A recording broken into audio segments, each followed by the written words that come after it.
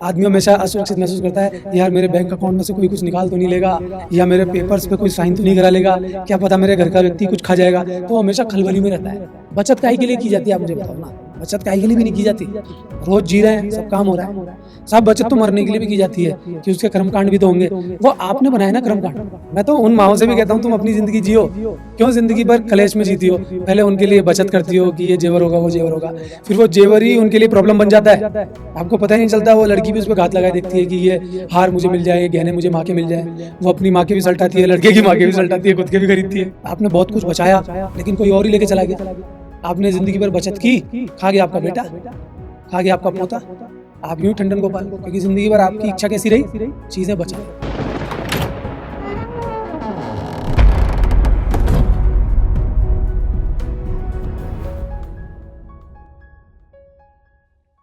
नमस्कार, मैं क्षितिज कुमार। आज की जो पॉडकास्ट लेकर आए हैं उसका जो विषय है वो पूरी तरह से आपसे जुड़ा हुआ है और हमारी कोशिश रहती है कि जो विषय लेकर आए वो पूरा हमारे दर्शकों से जुड़ा रहे। तो उसका जो उत्तर मिलता है उसमें दर्शक भी मेरे साथ हो जाते हैं कि उत्तर सही मिलता है कि नहीं मिलता है, और उत्तर मिलेगा सत्य पर आधारित। और सत्य पर आधारित की जब बात करते हैं तो आपको पता है हमारे साथ आपके चहेते अनमोल, जो हमेशा सत्य को पकड़ कर चलते हैं। और हम चाहेंगे आज का जो विषय है उसमें भी वो बताएं कि सत्य क्या है। विषय है बचत। जी हाँ, आप में हर कोई चाहता होगा कि उसके पास खूब पैसा बचे, जो भी वो कमाता है उसमें से बचत हो। लेकिन बचत इतना आसान नहीं है, और कितना हार्ड है ये अपन शुरू करते हैं अनमोल से प्रश्न करके। अनमोल, हमने जो इतना भाषण दिया उसका एक आनंद अलग है। वो ये है कि हर आदमी चाहता है उसके पास जो पैसा आता है उसमें से बचाव हो, बचत हो। तो आप ये बचत को किस रूप में लेते हैं? जब आपने बोल ही दिया कि ये हर चीज को सत्य के साथ तोल के बोलते हैं, तो सत्य के अनुसार तो बचत की कोई वैल्यू ही नहीं है। बचत क्यों करता है इंसान? बचत का अस्तित्व क्या है? बचत का अस्तित्व है ही भविष्य से। बचत इसलिए तो करता है कि आगे वो चीज़ काम आ जाएगी, और सत्य जो है वो प्रेज़ेंट में है, अभी इसी वक़्त। तो अगर सत्य से आप तोलेंगे, तो फिर बचत की कोई वैल्यू नहीं है। इंसान रोज़ काम करे, रोज़ कुआँ खोदे, रोज़ पानी पिए, वो उसकी ज़िंदगी रहती है और वो मस्ती से जीता है। प्रॉब्लम ही तब खड़ी होती है जब इंसान बचत करने लगता है। पर फिर भी आप इसको सांसारिक जीवन से अगर तोलेंगे, तो मैं आपसे सिर्फ़ इतना कहूँगा कि कंफर्टेबल ज़ोन में जाने के कारण बचत की इच्छा पैदा होती है। क्योंकि इंसान अपना कंफर्टेबल ज़ोन छोड़ना नहीं चाहता। तो उसको लगता है कि कहीं कोई दिक्कत मेरे जीवन में आ गई, ज़िंदगी लगातार चलती जा रही है, लेकिन एक दिन ऐसा भी तो हो सकता है, क्या पता मैं बीमार ही हो जाऊँ, क्या पता रिश्ते-नाते मुझसे चले जाएँ, क्या पता मेरी स्थिति नहीं रहे जो मैं लगातार कमा रहा हूँ, किसी भी अर्थ में, पैसों के रूप में, जेवर के रूप में, या जायदाद के रूप में, ज़मीन के रूप में, मकान के रूप में। कहीं ऐसा तो नहीं वो नहीं मिल पाएगा या कम हो जाएगा। तो वो ये सोच के रखता है, इसलिए वो आगे की तैयारी करता है। लेकिन आप मुझे बताइए कि कल किसने देखा है, जो बचत करते हैं क्या वो बहुत सुखी रहते हैं? एक बार उनसे मिल लीजिए आप। तो सच्चाई की दृष्टि से अगर देखें, तो बचत की कोई वैल्यू नहीं है। लेकिन जैसा कि आपने भी कहा कि भविष्य का पता नहीं होता, हालांकि आपके जवाब से एक अलग एंगल निकल के आया है कि बचत जो है वो फ्यूचर का है और सत्य प्रेजेंट पर आधारित है। तो ये एंगल मेरे लिए तो नया है और दर्शकों को भी अच्छा लगेगा। और यही फर्क है आंसर का। जो मैंने समझा कि बचत है, अनमोल बोलेंगे कि अच्छा है, लेकिन इनका जो व्यू है वो एक बहुत गहरे से निकल के आया है। इसी में से प्रश्न निकल के आता है, जब भविष्य का हमको पता नहीं है और आदमी ये सोचता है कि कल मेरे साथ कुछ भी हो सकता है, बीमार हो सकता हूँ, परेशानी आ सकती है, तो फिर बचत कहाँ गलत है? नहीं, मैंने ये नहीं कहा कि बचत गलत है। आपने मुझसे कहा कि आप हर चीज़ सत्य से तोलते हैं, तो प्राकृतिक सत्य के आधार पे बचत गलत है। अगर वैसे सांसारिक ज़िंदगी में देखें तो बचत बहुत कुछ है। आप खूब बचाइए, खूब खर्च कीजिए बाद में, या बचा-बचा के इतना इकट्ठा कर लीजिए कि बस फिर आगे की ज़िंदगी मज़े में बीते। तभी तो आप इकट्ठा करते हैं ना। जनरली बुढ़ापे के लिए इकट्ठा करता है आदमी, अगर ये सोचे तो। तो जिन लोगों ने अपनी ज़िंदगी में प्रॉब्लम फेस की है, वो तो ये मानने को तैयार नहीं है कि साहब बचत जो है ना, वो गलत हो सकती है। अभी कोई आपदा हो जाती है, देश में कोई ऐसी विपत्ति आ जाती है, बीमारी मान लीजिए, या कोई बाढ़ आ गई, कुछ भी आ गई, तो उसमें एकदम से सबके काम-धंधे ठप पड़ जाते हैं। तब आदमी सोचता है, यार अगर बचत कर लेता ना, तो बहुत कुछ बच जाता। लेकिन जिन्होंने बचत की भी थी, उनके हालात कैसे हो जाते हैं? बचत का पता भी नहीं चलता कई बार। आपने बहुत कुछ बचाया, लेकिन कोई और ही लेके चला गया। आपने ज़िंदगी भर बचत की, खा गया आपका बेटा, खा गया आपका पोता। आप यूँ ही टंडन गोपाल, क्योंकि ज़िंदगी भर आपकी इच्छा कैसी रही? चीज़ें बचाने की। मैं आपको एंड में एक कंक्लूज़न भी दूँगा कि आखिर सांसारिक ज़िंदगी में करना क्या चाहिए। और ये जो तरीका मैं आपको बताऊँगा, ये बड़े-बड़े बिज़नेसमैन या बड़े-बड़े बुद्धिजीवी या जो इस बात की नॉलेज रखते हैं कि पैसे को कैसे चलाना चाहिए, वो भी यही युक्ति अपनाते हैं। वही मैं आपको दूँगा, लेकिन लास्ट में दूँगा। लेकिन एक चीज़ है, जब आदमी बचत करता है तो वो भविष्य की सोचकर करता है, और अगर आदमी प्रोग्रेस करना चाहता है, उसको पैसे की ज़रूरत है, प्रॉपर्टी की ज़रूरत है, या किसी भी अच्छे भविष्य को बनाने की ज़रूरत है, तो वो एक प्लानिंग लेके चलता है। तो एक आदमी की पर्सनैलिटी जो है, वो आगे प्रोग्रेस करने के लिए बढ़ती तो है, तो बचत का ये बहुत बड़ा सहारा नहीं है? नहीं, सही बात है। आप इसको अगर सच के आधार पे तोलेंगे तो भी बात वही निकल के आएगी कि आगे की कोई ज़रूरत नहीं होती, क्योंकि आगे की ज़िंदगी किसी ने नहीं देखी। और अगर आप धार्मिक बातें सुनेंगे, जिसकी मुझे ज़्यादा नॉलेज नहीं है, लेकिन आपको मालूम है कि ये बताया गया कि संचय उतना ही करना चाहिए कि अपना भी पेट भर जाए और साधु भी घर से नहीं जाए, अगर मैं गलत नहीं हूँ तो। सही है। तो जब हर जगह यही बात की गई है कि संचय करो, लेकिन सिर्फ़ इतना करो कि अपना काम चल जाए। इतना मत करो कि पेट तो भरे ही भरे और वो दिमाग में और भर जाए भूसा बन के। तो जब हर तरीके से वो बात कही जा रही है, मैं भी वही बात कह रहा हूँ, तो मुझे बोलते हैं कि ये अधार्मिक व्यक्ति है। ज़रूर आपके मन में कोई ख़्याल चलते हैं, आप बातें तो धार्मिक करते हैं, बातें तो इतनी बताते हैं कि देखो वहाँ ये लिखा हुआ है, देखो तुम जानते क्या हो? और जब मैं उसी चीज़ को कोट करके बताऊँगा, तो अंदर उसको अप्लाई नहीं करते। तभी तो मैं बोलता हूँ कि धर्म क्यों गलत है? उनमें भी बहुत अच्छी-अच्छी बातें लिखी हुई हैं। उन सूत्रों को लीजिए ना, उन बातों को अपनाइए ना, अपनाने में तो हालत ख़राब हो जाती है। तो बचत की सीमाएँ नहीं हैं, आप कितनी करेंगे? लिमिट तो होगी ना, क्या लिमिट है? बचत ऐसी लिमिट के हिसाब से की जाए कि वो अपने दिमाग पे घर कर जाए और पागल की जैसे हम कुंडली मार के बैठे हुए हैं साँप बन के, हाय तौबा! ये निकल ना जाए, हाय मेरी इतनी जायदाद है। तो आदमी क्या है असुरक्षा में चला जाता है और जो आदमी का जीवन है ना, वो स्वतंत्रता में है। आदमी हमेशा असुरक्षित महसूस करता है, यार मेरे बैंक अकाउंट में से कोई कुछ निकाल तो नहीं लेगा या मेरे पेपर्स पे कोई साइन तो नहीं करा लेगा, क्या पता मेरे घर का व्यक्ति कुछ खा जाएगा, तो वो हमेशा खलबली में रहता है। उसका जीवन कहाँ चला जाता है? लोगों के हिसाब से उस व्यक्ति का पैसा कबर्ड में रखा हुआ है। मकान, जायदाद, बड़ी-बड़ी ज़मीनें या बहुत सारी ऐसी धन-दौलत लोगों के हिसाब से अलग जगह रखी हुई है, लेकिन वो उस व्यक्ति के चित्त के ऊपर असर डालती है, वो उसके दिमाग में रहती है और हमेशा वो उससे ही परेशान रहता है। तो फिर ऐसी बचत का क्या फ़ायदा जो आपको प्रेज़ेंट में जीने नहीं देती। जब आपको प्रेज़ेंट में जीने नहीं देगी तो फिर ऐसे जीवन का भी कोई मतलब नहीं है। देखा आपने, ये जो बचत का कॉन्सेप्ट है, ये प्रेज़ेंट में आपको जीने नहीं देगा, भविष्य की चिंता में। और जैसा कि आपने कहा कि वो जो दोहा भी है, साईं इतना दीजिए जामे कुटुंब समाए, मुझे नहीं मैं आता भी भूखा, हाँ, सर। वो मेरा फ़ील्ड है। सर बताया ना साईं, कई बार अनपढ़ आदमी हूँ मैं तो पढ़ाई में मेरे को जोर नहीं, नहीं, आता है। नहीं, नहीं, आप दार्शनिक हैं मेरी नज़र में, जो चीज़ों को असली तत्व में खोजने की कोशिश करते हैं, और यही आपको औरों से अलग बनाता है। साईं इतना दीजिए जामे कुटुंब समाए, मैं भी भूखा ना रहूँ, साधु न भूखा जाए। लेकिन अनमोल बाबू, आप जो ये बोल रहे हैं, ये उस वक़्त का है, जब अच्छा। झोंपड़ी में रहो और साधु आते हैं। सही बात है, अब साधु भी नहीं है। हाँ, आज के वक़्त में जब बच्चे को पढ़ाना होता है, उसके एजुकेशन के लिए इनकम तो कम होती है। बचत उसी में से निकालते हैं, पेट काट के या ज़्यादा कमा के, कैसे भी। तो बच्चों की एजुकेशन है, या लड़कियों की शादियाँ हैं, या लड़कियों की भी एजुकेशन है, वो प्रोग्रेस का नियम तो साधु खा जाएगा और वहाँ कुछ बचेगा नहीं, तो कैसा होगा? इतनी फीस, इतने सब सारे खर्चे। आपने बोल तो दिया कि ये पुराने ज़माने की बात थी, आज अलग चीज़ है। देखिए, स्वरूप चेंज हुआ है, खर्चे तब भी होते थे, अलग-अलग ढंग से होते थे। चीज़ें कम खर्चीली थी, आज ज़्यादा खर्चीली हो गई।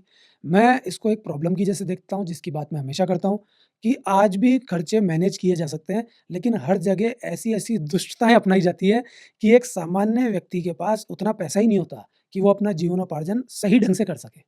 एक बेसिक खर्चा तो उसके पास होना चाहिए ना, इसकी व्यवस्था सरकार करे, तो सरकार चीट कर जाती है, यानी उसके नेता चीट कर जाते हैं। अगर बच्चे का स्कूल है, तो इसमें वो स्कूल वाला इतना पैसा ले ले कि उसके भी खर्चे चल जाएँ और बच्चा भी पढ़ ले, लेकिन वो भी चीट कर जाता है।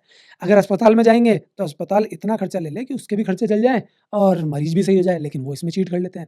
अगर कोई व्यक्ति कोर्ट कचहरी में फँस गया, तो वकील इतना पैसा ले लें कि उनका जीवनोपार्जन हो जाए और उसका भी काम चल जाए, उसको भी न्याय मिल जाए, लेकिन वो उसमें भी चीट कर जाते हैं। तो जब सब लोग चीट कर रहे हैं, यहाँ तक कि खाद्य पदार्थ बेचने वाले भी, सब्जी वाले, दूध वाले, जिसकी बात हमने कई बार मिलावट के रूप में की है, सब चीट कर रहे हैं, तो जो चीज़ ₹1 में उस व्यक्ति को मिलनी चाहिए या मान लीजिए उसका जीवन ₹5 में चलना चाहिए, वो ₹500 में चलता है। तो जितनी ज़्यादा वो कमाई कर रहा है, उससे कहीं ज़्यादा उसका खर्चा होता चला जा रहा है और ये पूरा सिस्टम ही बिगड़ चुका है, जिसकी सही होने की संभावना ना के बराबर है। मेरा तो प्रयास है और मुझे कहीं हद तक मालूम भी है कि ये चीज़ें सही नहीं होंगी, मेरे बोलने से थोड़ी सही हो जाएँगी। एक से एक लोग आए, बोल गए लेकिन सही नहीं हुई।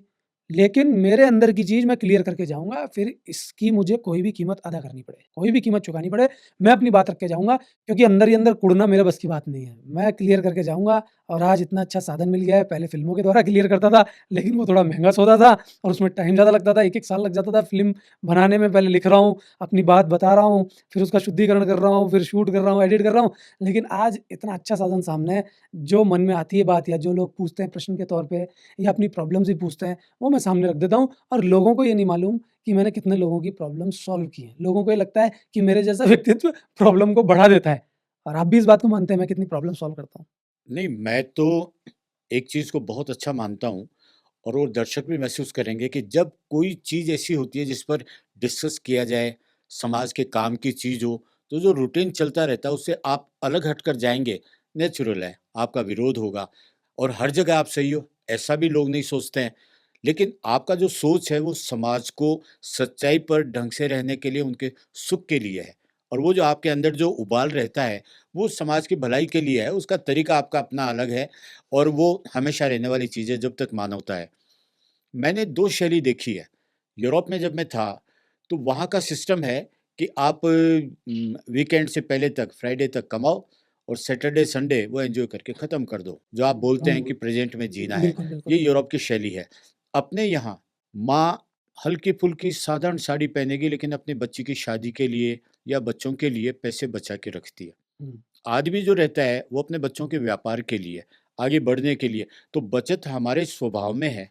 फिर मैं आपसे पूछ रहा हूँ क्योंकि मेरे को आता नहीं है, एक कहावत और बता दो, वो है ना वो संचे वाली, पूत का पूत तो क्यों हाँ, तो संचे? क्यों संचय? आप ही बता दो चलो, आंसर मिल नहीं, जाएगा आपको। ये मैंने देखा देखा भी है। मैं आपकी तलवार से आपको मारूँगा क्योंकि मेरे को नॉलेज नहीं है, लेकिन थोड़ा-थोड़ा सब कुछ सुना हुआ है। आप बोल के बता दो क्या कहावत वो है? पूत सपूत तो क्यों संचय हाँ, और पूत कपूत तो क्यों संचय? बस दो फिर। ये अगर बच्चे में काबिलियत है तो करेगा। हाँ, तो अपनी ले ज़िंदगी जियो ना। मैं तो उन माँओं से भी कहता हूँ तुम अपनी ज़िंदगी जियो। क्यों ज़िंदगी भर कलेश में जीती हो? पहले उनके लिए बचत करती हो कि ये ज़ेवर होगा, वो ज़ेवर होगा। फिर वो ज़ेवर ही उनके लिए प्रॉब्लम बन जाता है। आपको पता ही नहीं चलता वो लड़की भी उस पे घात लगाए देखती है कि ये हार मुझे मिल जाए, ये गहने मुझे माँ के मिल जाएँ। वो अपनी माँ के भी सल्टाती है, लड़के की माँ के भी सल्टाती है, खुद के भी खरीदती है। तो ये चीज़ सबको डैमेज करती है। ऐसे ही बाप की स्थिति भी डैमेज हो जाती है जब वो ये सोचता है कि मेरे बेटे के लिए मैं बिज़नेस कर रहा हूँ। मिलना ना मिलना अलग बात है। अगर अपने बाप का बिज़नेस बेटा सँभालता है, इसमें कोई दिक्कत नहीं है, उसको और आगे लेके जाता है या उसमें कुछ बदलाव लाता है या अपनी तरह चलाता है, ये उसकी चॉइस है। लेकिन फ़ादर पूरी तरह से अपनी ज़िंदगी का नाश कर लेता है और सिर्फ़ अपने बच्चे के लिए सोचता है या किसी भी तरह से आगे के लिए सोचता है। मैं उन सबको ये संदेश दूँगा कि आगे की स्थिति कभी आती ही नहीं है। लेकिन एक जगह दर्शक और मैं आपकी बात से थोड़ा डिफ़रेंस रखते हैं। नहीं, पूरा आप डिफ़रेंस रखो। हाँ, आप असहमत भी हो सकते हैं, आप मुझे गलत भी साबित कर सकते हैं, पर मैं आपको बोल रहा हूँ, मैं कभी भी गलत नहीं निकल सकता। इसका कारण ये है कि मैं अपनी गलती स्वीकार करने को हमेशा तैयार रहता हूँ। सॉरी मेरे पास रहता है, क्योंकि हो सकता है स्लिप ऑफ टंग हो जाए कभी या कुछ भी हो जाए, गलती हो जाए, तो मैं अपनी गलती स्वीकारने के लिए हमेशा तैयार रहता हूँ और जो व्यक्ति अपनी गलती स्वीकारने के लिए तैयार रहता है, वो कभी भी गलत निकल ही नहीं सकता। गलत वो लोग निकलते हैं जो सदा ही अड़ामेंट में रहते हैं, फिर वो अपनी बात को सही साबित करने के लिए 50 तरीके लाते हैं। अगर मुझे ऐसा लगता है कि मेरी बात प्रैक्टिकली लागू नहीं हो पाती या वो सही नहीं है या ऐसा दिखता ही नहीं है, मैं अपनी मनगढ़ंत कहानियाँ बना रहा हूँ, तो मैं ज़रूर सॉरी माँगने को तैयार रहता हूँ। नहीं मनगढ़ंत कहानियाँ नहीं है और आपका उद्देश्य जो है, वो समाज की भलाई के लिए है। लेकिन समाज भी तो अलग-अलग है। हुँ, अब आप देखिए, एक आदमी बचत करता है, तो मेरी नज़र में क्योंकि मेरे अपने 2 उदाहरण हैं, मेरे घर में भी है कि जब मेरी बहन की शादी थी, उस वक़्त पैसे की कमी थी, तो माँ ने अपने गहने दिए थे और मेरी बहन की शादी हुई, फिर पिताजी ने डबल गहने बना के उनको दिए। तो हुँ, वो जो संचय था वो काम आया, ये ठीक है।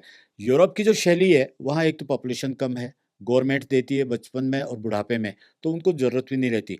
लेकिन अगर समाज गलत है, समझ लीजिए आपको भ्रष्ट समाज मिलता है, जहाँ आपका पैसा खाया जाएगा या आपको सहायता नहीं दी जाएगी, बीमारी है, कहीं भी डाके पड़ते हैं, तो बचत तो पुराने वक़्त में आप देखिए राजाओं के वक़्त में खजाना दबा के रखा जाता है, जो अभी भी मिलता है। कहीं समुद्र में मिलता है, कहीं किलों में अपन राजस्थान से हैं। राजस्थान में तो कितनी जगह किलों के अंदर वो खजाने मिलते हैं। तो वो सेना के काम आते थे। तो क्या आप मेरी इस बात से सहमत होंगे या मुझे इसका जवाब देना चाहेंगे कि समाज की रचना के हिसाब से बचत करना सही है या गलत है? उन देशों के हाल क्या हैं आप चेक कर लीजिए। मैं नहीं बोलूँगा अपने मुँह से, आप चेक कीजिए। लेकिन जो देश वैज्ञानिक दृष्टिकोण को अपना के चले हैं, जो देश प्रोग्रेसिव माइंडसेट को लेकर के चले हैं, जो देश हर तरह की तरक्की को लेकर के चले हैं, वो देश आज कहाँ खड़े हैं, वो समाज आज कहाँ खड़े हैं। या जो देश पहले कट्टरता को लिए घूमते थे, लेकिन उनके देश में किसी लीडर के दिमाग में कुछ सहजता आई, कुछ ईमानदारी आई, कुछ पता चला कि नहीं ऐसे देश प्रोग्रेसिव नहीं होगा, उनमें भी बदलाव आया और उनके देश या समाज की स्थिति बहुत आगे की तरफ चली गई। तो ये जो रीतियाँ बन चुकी हैं, ये गड़बड़ी में लेके जाएँगी, क्योंकि आपको किसने कहा कि जो उस माँ ने संचय किया, जो उस बाप ने संचय किया, उसकी लिमिट तय करने वाले भी वही थे, क्योंकि लिमिट तो कोई भी तय की जा सकती थी। मैं आपसे पूछता हूँ, एक शादी कितने प्रकार से हो सकती है? अगर शादी के लिए संचय किया है। मैं देश और समाज क्या संचय करता है उसकी बात बाद में करूँगा। पहले आप ये बताइए, माँ की आपने बात शुरू की थी, तो एक शादी कितने तरीके से हो सकती है? आज भी व्यवस्था है ना, हाँ। सम्मेलनों में भी तो होती है ना शादियाँ, सम्मेलन में होती नहीं होती? पैसा जोड़ के, जुगाड़ करके हो जाती हैं। पहले भी ऐसा होता था कई जगह, पर हम वो चीज़ें नहीं बताते कि पहले भी किसी की शादी कराने के लिए गाँव के लोग थोड़ा-थोड़ा पैसा, थोड़ा-थोड़ा अनाज, थोड़े-थोड़े कपड़े-लत्ते कि तू ये दे दे, तू ये दे। ये जो गिफ्ट वाला सिस्टम आया है ना, ये दिखावा करने के लिए नहीं आया था, ये सहयोग के रूप में आया था। अभी इसको दिखावे के रूप में ले लिया। ये तो सहयोग था आपसी और लड़की को ही देते थे ये, कि ये दूसरे घर से आई है ना? तो इसको देते थे तो ये इसके काम आएगी चीज़ें, काम आने वाली चीज़ें देते थे। अब ये दिखावा हो गया, तो वो सब मिल कर के उसकी शादी हो जाती थी। इस तरह से की जाती थी, संचय की ज़रूरत ही नहीं है। आप देख लीजिए ना, इसका जो दूसरा रूप निकल गया है कि आज बाप की हालत खराब हो जाती है।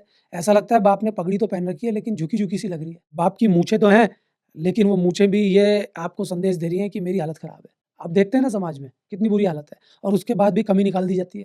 फिर उसके बाद लड़की क्या करे कि मेरे लिए इतना सब पीड़ा उठाई है फादर ने और इतना सब संचय करके रखा पहले तो माँ-बाप ने, उसके बाद इनको और कर्जा लेना पड़ा। आप वहाँ पे भी गलत हो जाएँगे कि जो संचय रखा था उससे ही काम बन जाएगा। उनकी एक्सपेक्टेशन तो और बढ़ जाएँगी ना, ये माँगने वाला और माँग लेगा ना, तो फिर उनको उससे 4 गुना और चाहिए होगा। उनकी जो पीछे की बचत है ना, वो तो गई पानी में। आगे हो सकता है 10-12 साल और दिक्कत में आ जाएँ उनके। तो ये सारा सिस्टम गड़बड़ है। आपका सिस्टम गड़बड़ होता है तो ये सब चीज़ें इधर-उधर होती हैं, बचत की ज़रूरत ही नहीं है, मैं आपको रियल बोल रहा हूँ। बचत काहे के लिए की जाती है आप मुझे बताओ ना? बचत काहे के लिए भी नहीं की जाती। रोज़ जी रहे हैं, सब काम हो रहा है। साहब बचत तो मरने के लिए भी की जाती है कि उसके कर्मकांड भी तो होंगे। वो आपने बनाए ना कर्मकांड। एक व्यक्ति मर गया, लोग उसको नदी में भी बहा देते हैं, उसमें कौन-सा पैसा लगेगा? तो ये तो आपने खुद ने कर्मकांड बनाए और उसके ऊपर आपने कई तरह की चीज़ें लागू की और रीति-रिवाज वाली बात यहाँ आ जाती है कि फिर आपको मृत्यु भोज भी कराना पड़ेगा। कई लोग इसका भी विरोध करते हैं। मैं आपकी धार्मिक मान्यताओं के ऊपर नहीं जाता, मैं शब्द यूज़ करता हूँ लेकिन किसी को कोट करके नहीं बोलता। लेकिन आप खुद सोचिए कि ज़रूरत ही नहीं है। उसी को तो हम संत कहते हैं जिसको कुछ चाहिए ही नहीं। फिर देखो कैसे जीता है जीवन। वो ठीक है, लेकिन ये बातें सुनने में अच्छी लगती है।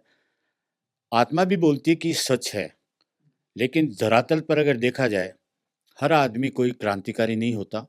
नहीं, मैं हर मैं आद मैं मेरी क्रांति की बात नहीं कर रहा सर। आपने एक चीज़ और बोली थी देश और समाज की बात। जिन देशों ने बचा के रखा, आप मुझे सिर्फ़ लास्ट में इतना सा बता दो, उन देशों के ऊपर कर्ज़ा नहीं है क्या? उन्होंने तो बहुत कुछ बचा के रखा, उसके बाद भी वो कर्ज़े में है। हमारी मेंटालिटी क्या है ये इस पे डिपेंड करता है सर। हाँ, नहीं मैं यही बता रहा हूँ कि आत्मा आपकी जानती है कि ये गलत है। हर आदमी अंदर से महसूस करता है सत्य यह है, लेकिन प्रैक्टिकली सामने ये आता है जिस समाज में हम रहते हैं, अगर उसमें साँस लेते हैं, वो व्यवस्था सही या गलत है, वो वक़्त के साथ बनते-बनते आ गई, कुरीतियाँ हटती भी हैं।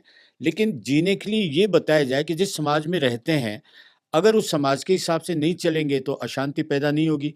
उसको वक़्त लगता है ठीक होते-होते और ठीक होने से पहले अगर शादियाँ हैं, जिसमें खर्चा होता है, एवरेज होता है, कैपेसिटी नहीं होती, तो वहाँ तो फिर बचत ही सहारा है ना। आपने बोला अगर समाज के हिसाब से नहीं चलते तो अशांति पैदा होती है, इसका सहारा बचत है। आपने ये बोला?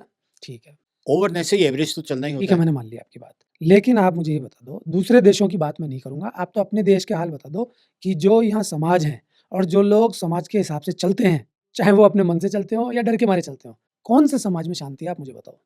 हालात आप देख रहे हैं समाज के, आप मुझे बताओ ना किसमें शांति है? मैंने तो नहीं देखी। 4 दिन शांति नहीं होती उससे पहले कितनी गड़बड़ें हो जाती हैं।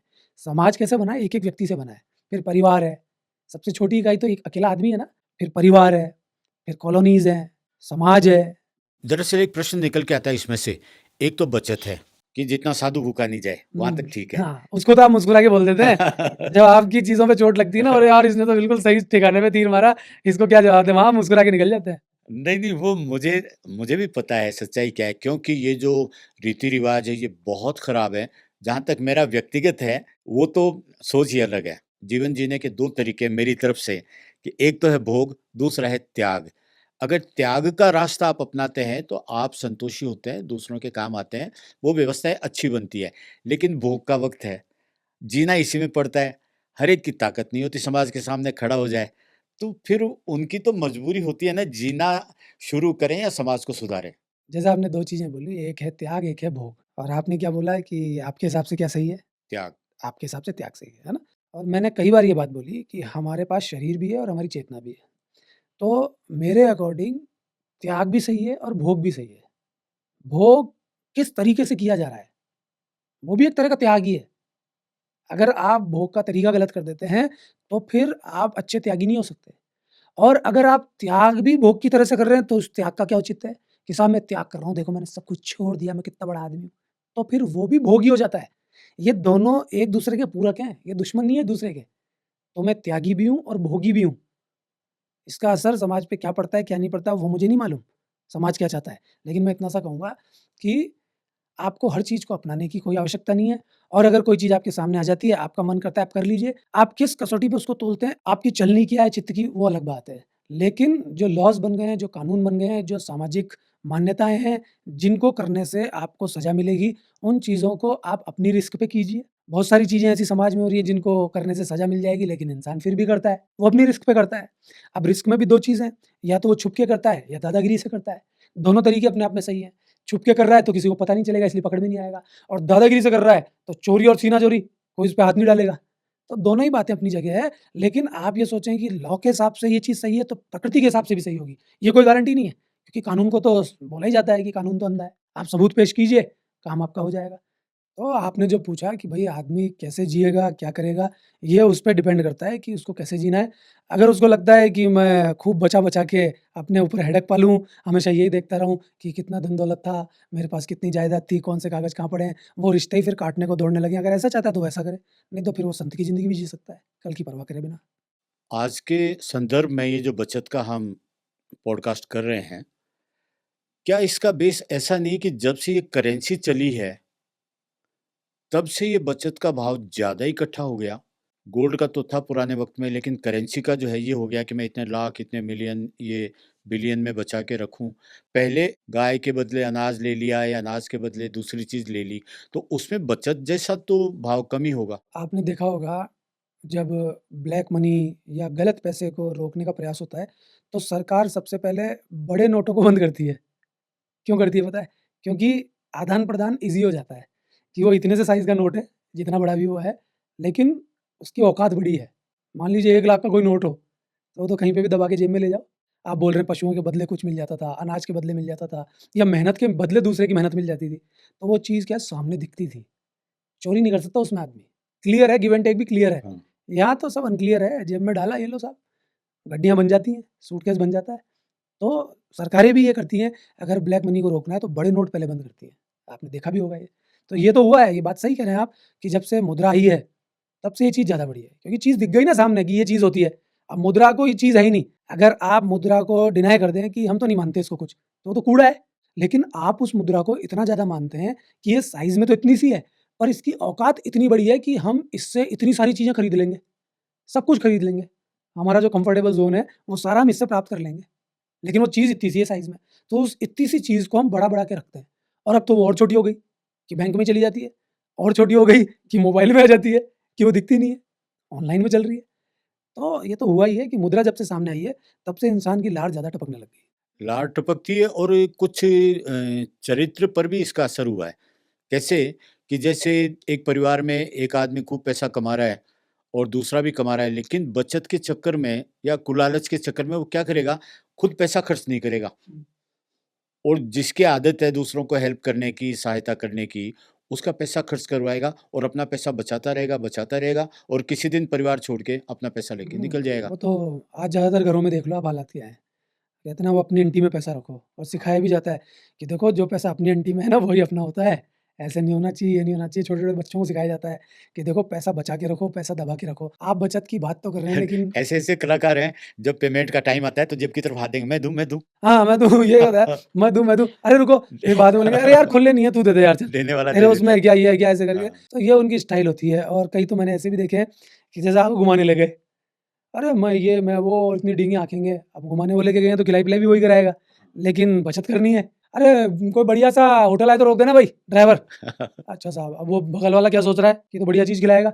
अब उसके मन में नहीं थी, लेकिन भूख लगने लग गई, क्योंकि उसने कहा पेट में चूहे कूद रहे हैं। अब चले जा रहा है, इसको खिलाना था नहीं, अरे आया नहीं क्या, भाई साहब ये आ गया, अरे नहीं थोड़ा आगे लो, ये थोड़ा अलग टाइप का है, फिर थोड़ा आगे ले गया, फिर थोड़ा आगे ले गया।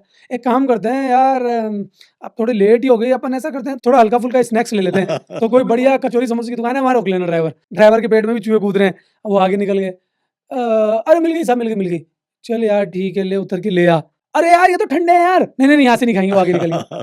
एक काम करेंगे, देखो पौष्टिकता का ध्यान रखो, ये तली भुनी चीजें हमको रोड पे नहीं खानी चाहिए, बढ़िया से फल खरीद लेंगे, किसी ठेले पे रोक लेना। भाई साहब लास्ट में ये हालत होती है, ना कोई फल, ना कोई कचौरी समोसे, ना खाना, आदमी घर जाके दूध पी के सोता है। ऐसे लोग भी हैं। तो बचत के पुजारी हैं साहब, खुद का जीवन भी नाश करते हैं, दूसरे का भी नाश करते हैं।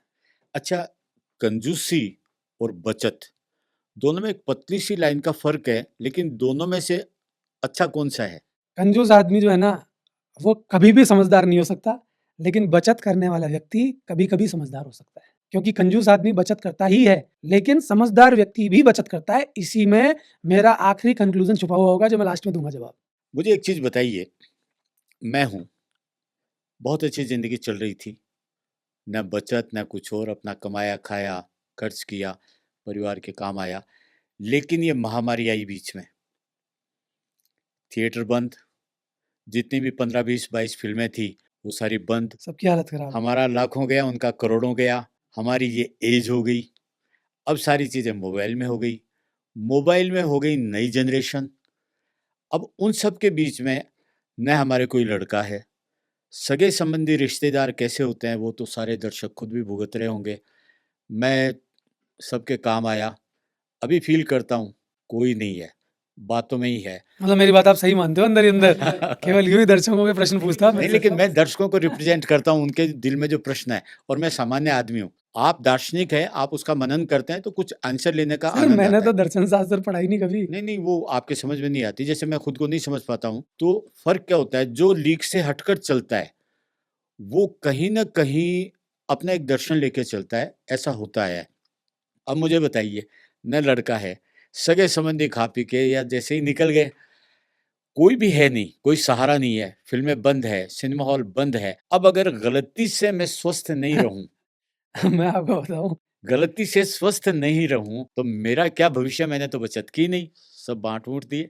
मुझे आपके सवाल का जवाब याद आ रहा है।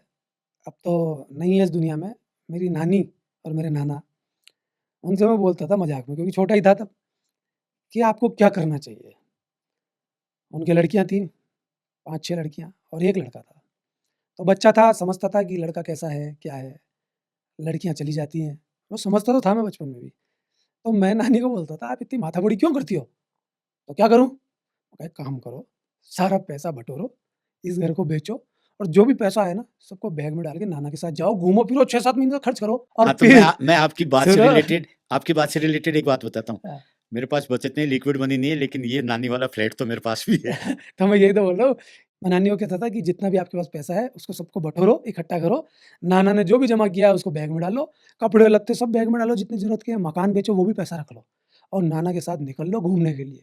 6 महीने, 7 महीने, जब तक वो पैसा खत्म नहीं हो, खूब मज़े करो, खूब एन्जॉय करो। फिर एक बढ़िया-सी ऊँची पहाड़ी देखो और दोनों कूद जाओ नीचे। तो ये जवाब मेरा आपके लिए है। फिर क्या करे व्यक्ति, बताइए आप मेरे को? भई आपने काम के लिए तो मना नहीं किया था ना उस आपदा में, आप तो काम करना चाहते थे, लेकिन आपदा आ गई, उसको लागू कर दी गई कि साहब ऐसा नहीं होना चाहिए, इससे लोगों का नुकसान होगा। तो ये तो प्रॉब्लम है साहब, ये कोई जनरल बात थोड़ी ना है, आपदा रोज़ थोड़ी ना आती है।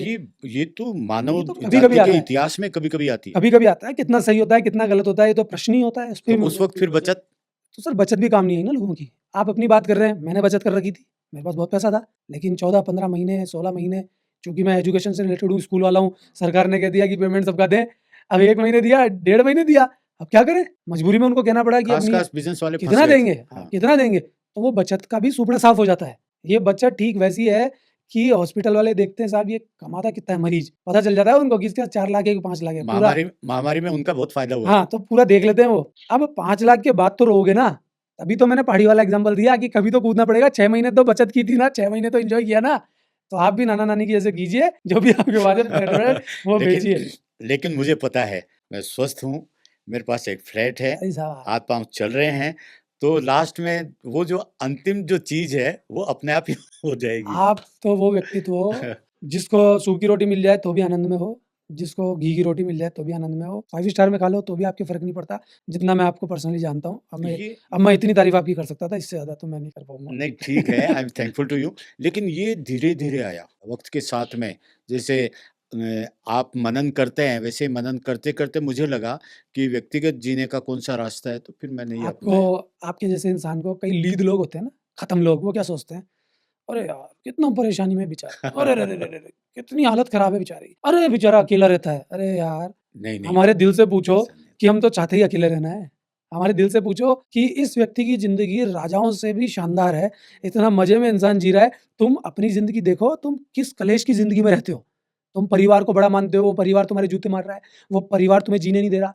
तुम सोच रहे हो कि तुमने कुछ पैसे जमा कर रखे हैं, वो पैसा ही तुम्हारी अस्ती कर रहा है। सब चीज़ में तुम रो रहे हो और जो इंसान राजा है, तुम उसको गालियाँ बक रहे हो और तुम गालियाँ नहीं बक रहे, तुम अपना जो फ्रस्ट्रेशन है ना, जो खुद की परेशानियाँ हैं, वो उस राजा को देख के चिढ़ महसूस कर रहे हो। तो यही तो मेरे जवाब है सर। हाँ, तो कितने लोग मुझे पूछ रहे थे, आप हँस कैसे लेते हो? सही अर्थों में मैं जब अपनी बात चली तो इतना सही है। आपकी जो मनःस्थिति है अब तो मैंने आपकी तारीफ़ की है सर, अच्छे क्वेश्चन पूछो नहीं आप। बहुत किया। ऐसा बट ऐसा तो मेरे को कभी ऐसी तारीफ़ मिली नहीं। तब तो मेरा समर्थन करो, आप तारीफ़ किए। नहीं, मैं दर्शकों के साथ में हूँ।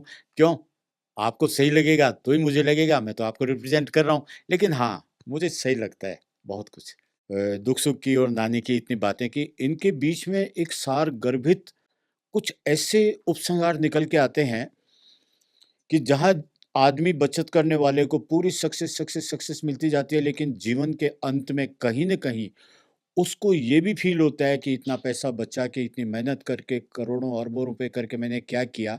जब उसकी संतान, सामाजिक चीज़ें, स्वास्थ्य, कभी-कभी आज की सामाजिक व्यवस्था में, स्वार्थी रिश्तों में, एक आदमी पूरी ज़िंदगी औरों के लिए काम करता है, बचत करता है, लेकिन कहीं न कहीं वो कितना अकेला होता है। उस मानसिक अवस्था को सोचकर आप क्या कहना चाहेंगे? मानसिक अवस्था बहुत बुरी स्थिति में है। कितने एग्ज़ाम्पल्स हैं अपने देश में तो। मतलब एक ढूँढो आपको हज़ार मिल जाएँगे कि बड़ी-बड़ी इमारतें छोड़ गए, पैसा छोड़ गए, इतना कुछ छोड़ गए, गहने पड़े हैं, देखने वाला कोई नहीं है और उन लोगों को मिल जाते हैं जिन लोगों ने कोई मेहनत ही नहीं करी कभी भी। हाँ, हाँ, बैंकों में करोड़ों अरबों रुपया पड़ा उनकी है अनक्लेम्ड। औलादें, उनके पोते, पता नहीं क्या-क्या और कभी-कभी तो ये हालत है कि कोई बचता ही नहीं है, कुनबा भी खत्म हो जाता है, सरकारें अपने पास ले लेती हैं, तो कई सरकारी बार ऐसा भी खजाने में होता है। चला जाता है। तो आप बताइए फिर इसका क्या? कुछ नहीं हो सकता इसका, कोई तो मतलब नहीं आप है। क्या कहना चाहेंगे? क्योंकि बचत शब्द तो मुझे अच्छा लगता है। कन्क्लूज़न माँग रहे हैं क्या आप पूरा? या और भी आपका कोई प्रश्न रह गया? अगर आपका कोई प्रश्न रह गया तो पूछिए, मैं तो कन्क्लूज़न क्लियरली बता दूँगा आपको सारा। प्रश्न तो यही रहता है कि कहीं-कहीं लगता है बचत अच्छी है, कहीं लगता है कि ये फालतू है, तो इसका सारा कारण सामाजिक व्यवस्था है या आदमी की आदत है, क्या है? देखिए, मैंने हमेशा बात की है नियमों से हट के। हर नियम हर जगह लागू नहीं हो पाता, हर समय पे भी लागू नहीं हो पाता। किसी ने मेरे से जोरदार प्रश्न किया था कि आप विवाह के खिलाफ हैं, तो आप ये तो बताइए कि अगर विवाह नहीं, तो फिर व्यवस्था क्या होनी चाहिए? तो मैंने जवाब ये दिया कि मुझे विवाह से प्रॉब्लम नहीं है, पर विवाह के तरीकों से प्रॉब्लम है कि विवाह करने के बाद 7 जन्मों तक वही भालू उसके साथ रहेगा। उसका मन हो चाहे ना हो, वो कुड़ती रहे या वो भालू भी कुड़ता रहे, परेशानी में चले जाए। तो तलाक की व्यवस्था भी होनी चाहिए। तलाक को गिन की भावना से नहीं देखना चाहिए और विवाह की स्वतंत्रता उस कपल को होनी चाहिए। किससे शादी करेंगे, ये तय करने वाले दूसरे नहीं होने चाहिए। प्रॉब्लम में आएँगे, वो आएँगे, आप कौन? फिर विवाह की जो एज है, जो आप साइंटिफिक कारण बता-बता के समाज पे लागू करते हैं, इसको तय करने का अधिकार भी उस कपल को ही होना चाहिए। वो किस उम्र में विवाह करना चाहते हैं। तो फिर विवाह मेरे लिए कोई आपत्तिजनक बात नहीं है। कब छोड़ना चाहें, कब करना चाहें, वापस से मिलना चाहें, तो एक तबका तो ये है। दूसरा, जिनको विवाह करना ही नहीं है, उनको भी पूरी आज़ादी होनी चाहिए। उनको परेशान नहीं करना चाहिए, न्यायिक रूप से भी और सामाजिक रूप से भी, कि यार तू विवाह नहीं कर रहा, कितना गंदा व्यक्ति है। तू विवाह नहीं कर रही, देख तेरे ऊपर लाछन लग जाएगा। लोग हमारे को क्या बोलेंगे, घर बैठी हुई है। तो फिर उनके ऊपर भी पाबंदी नहीं होनी चाहिए। ये रूढ़ियों से ही तो चला आ रहा है ना। जिसको विवाह करना है वो करे, जिसको नहीं करना नहीं करे। और विवाह कितनों के साथ करना है, ये भी फ्रीडम होना चाहिए। तो मैं शुरू से ही नियमों के पक्ष में नहीं रहा, लेकिन कई चीज़ें नियमों के आधार पे बनती हैं। वो नियम जब तक फ़ॉलो हो रहे हैं कीजिए, ऐसा नहीं है कोई अड़ामेंट ही है। मैं दर्शकों की तरफ से पूछना चाहूँगा कि बचत शब्द जो वो अच्छा लगता है, लेकिन आपने जिस तरीके से उसको सामाजिक परिस्थितियों में अलग-अलग परिस्थिति में अच्छा-बुरा बताया, उससे मैं एग्री करता हूँ और मेरा ख़्याल है दर्शक भी एग्री करेंगे कि अच्छा है, लेकिन किस रूप में अच्छा है, कहाँ अच्छा है, बाकी तो आप वर्तमान में जिइए। ओवरऑल आप बचत शब्द के मामले में अच्छे-बुरे या एक गाइडलाइन कोई देना चाहेंगे? जैसा कि मैंने कहा कि मैं नियमों के बहुत पक्ष में नहीं होता, लेकिन इंसान को सांसारिक जीवन में जीने के लिए भोजन की आवश्यकता पड़ेगी। तो युवावस्था में बचत करनी चाहिए क्योंकि लंबा समय है। लेकिन युवावस्था में बचत करते समय इंसान के ज़हन में वो चीज़ घर कर जाती है कि बचत ही सब कुछ है। फिर वो प्रॉब्लम में आ जाता है। जब बचत का आनंद लेने का समय आता है तब भी वो आनंद नहीं ले पाता। अब आप बोलेंगे युवा को बचत क्यों करनी चाहिए?